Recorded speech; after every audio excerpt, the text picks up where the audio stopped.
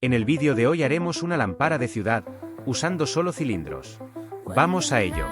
Colocamos el primer cilindro, le damos las medidas de 10 por 10 y de altura 100. Duplicamos el cilindro y le damos una inclinación para que sea la parte donde se colocara la luz. Para subirla usamos un plano y presionamos la tecla D.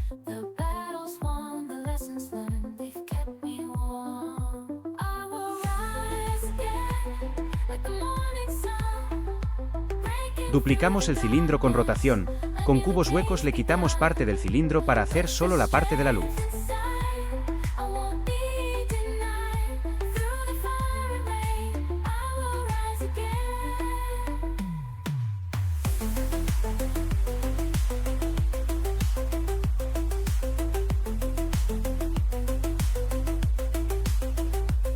Bajamos un poco la figura y le cambiamos el color a amarillo y el del palo a gris.